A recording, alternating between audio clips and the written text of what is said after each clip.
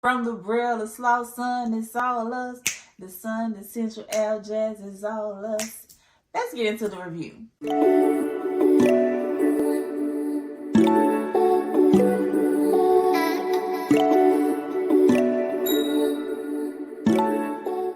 What's going on, y'all? Let's get into this review for the season finale for Reasonable Doubt, Season 2, Episode 10. So, y'all, we picked up where we left off, and that was Jax telling Chanel that she knows who killed JT.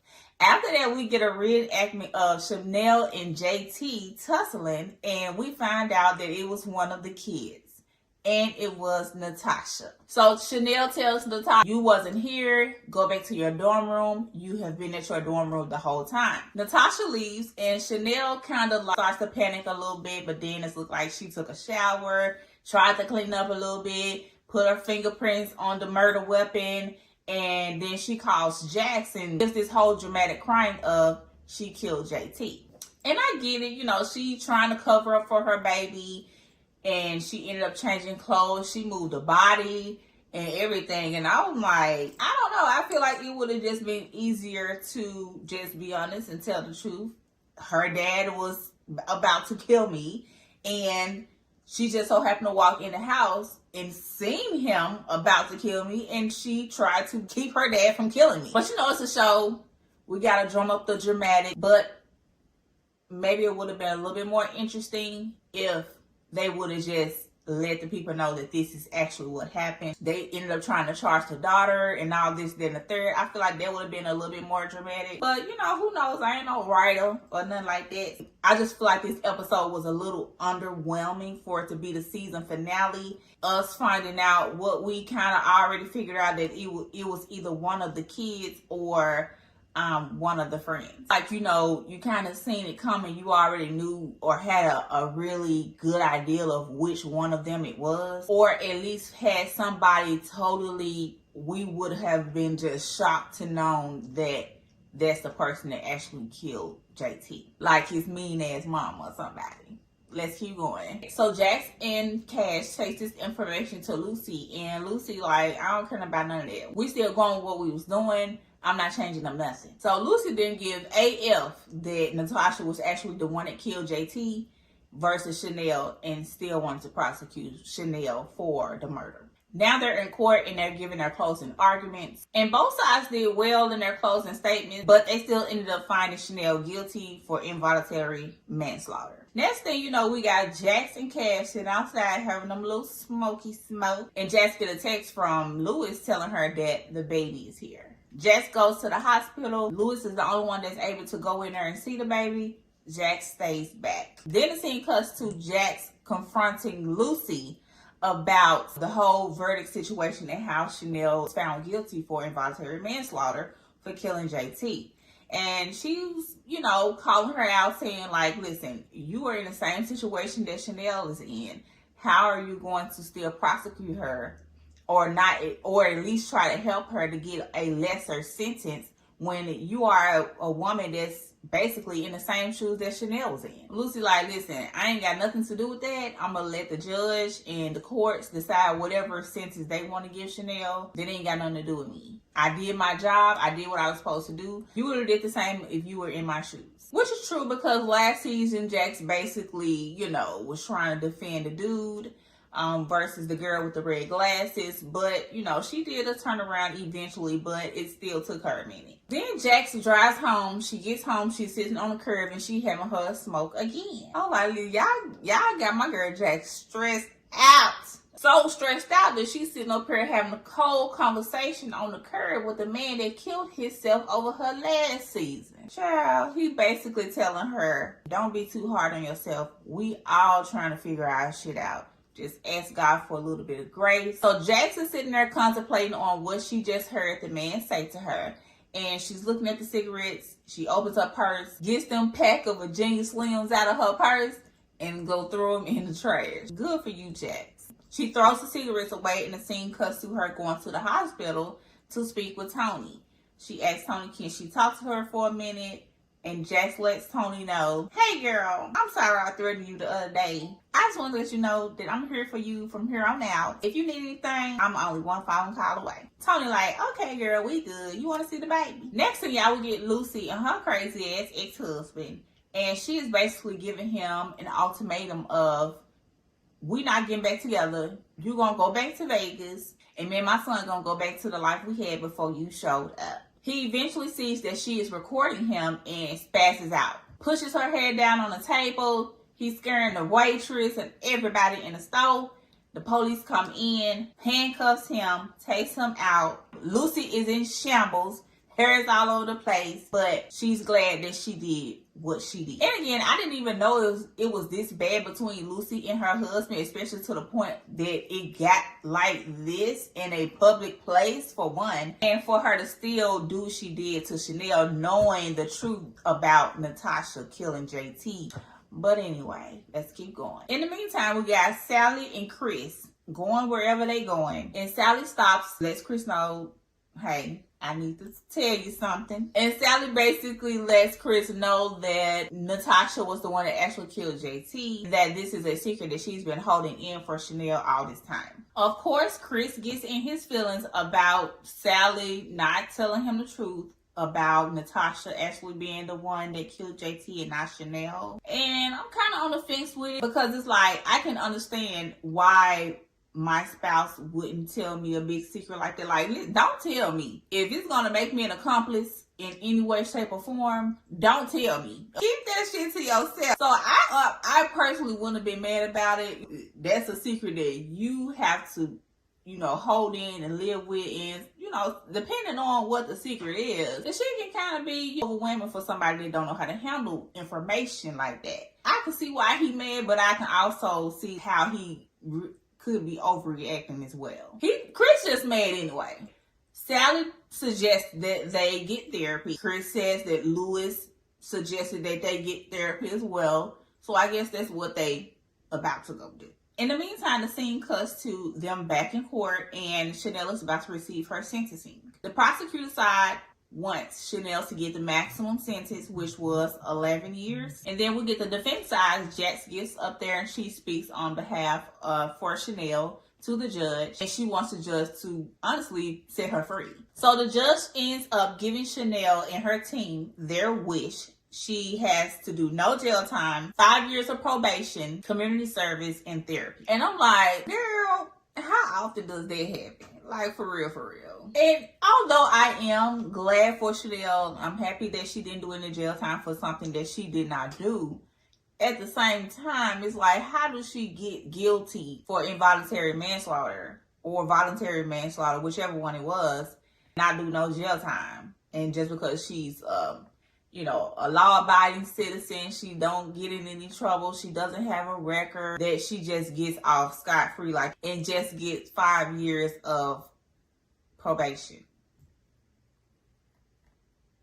Okay, girl. The courts want to know who is about to do some jail time for this man being dead. I don't care how bad of a monster or bad of a person he was.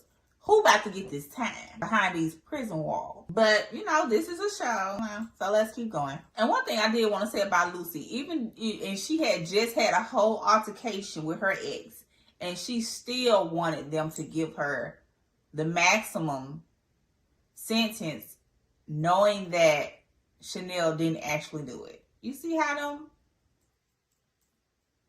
We ain't gonna go there. Let's keep going. So everybody is happy, celebrating, exchanging hugs. Chanel gets out of prison. Her friends are there to meet her.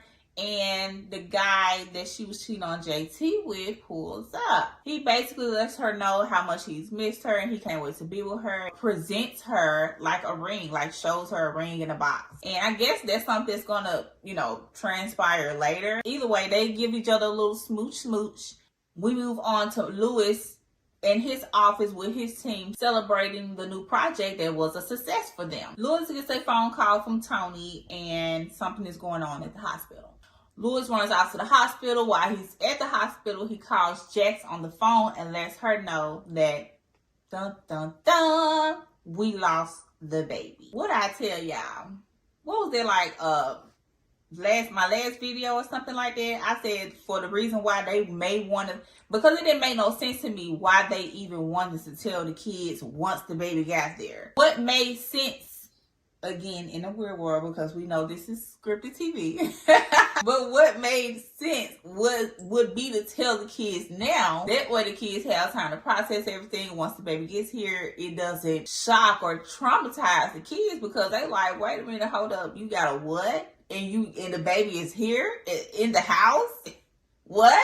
You know, so I'm like, the only other reason why I feel like they will be telling the kids, they would say they would tell the kids after the baby is here, is because something's going to happen with the baby in a later episode. Which,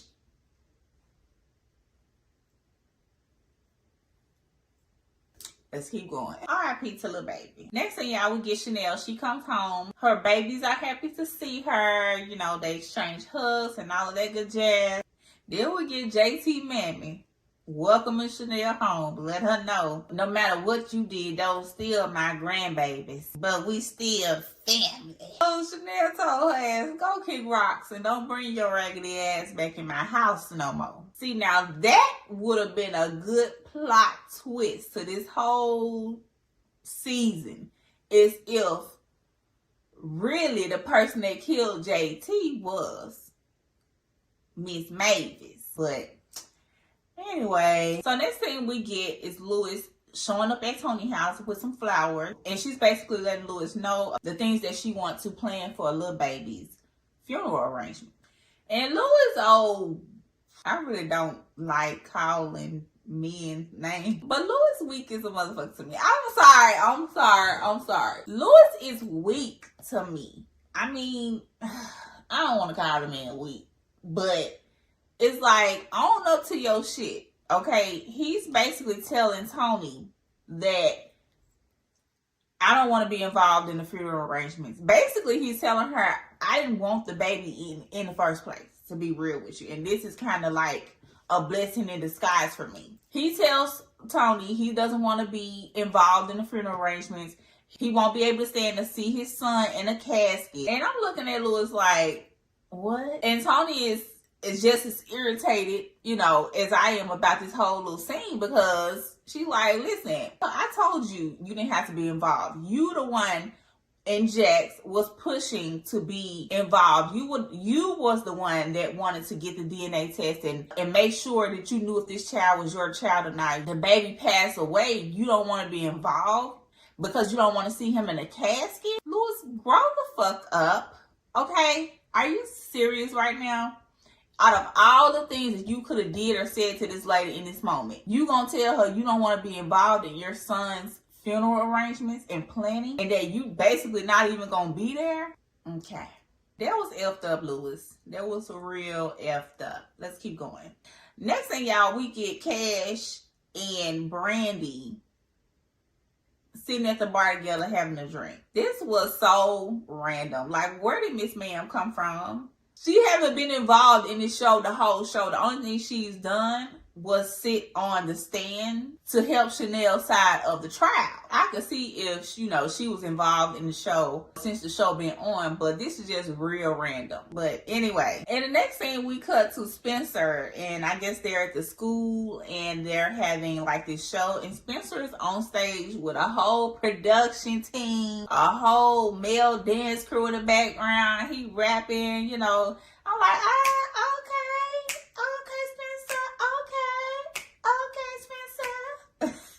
and you know, he up there doing his thing and stuff. Of the things that he's rapping, you know how today you get your kids that rapping about stuff that they ain't even experienced, let alone probably will never experience in their lifetime. And I like the fact that he's actually rapping about things that are current and that are actually relatable to him and that actually happening for him and in his life and his lifestyle. So they get done and Spencer comes out. Everybody's congratulating him. He introduces his girlfriend to his family. We get an A&R rep comes over. She introduces herself to Spencer and lets him know, hey, I would love to work with you. Please come to my office for a meeting with your parents and let's see what we can work out. I ain't gonna swear, this song was bumping though. I'm feeling the song, for real. It's cute for him. Naima opens up to her father about how she feels their relationship is with Spencer versus her. And Louis lets her know that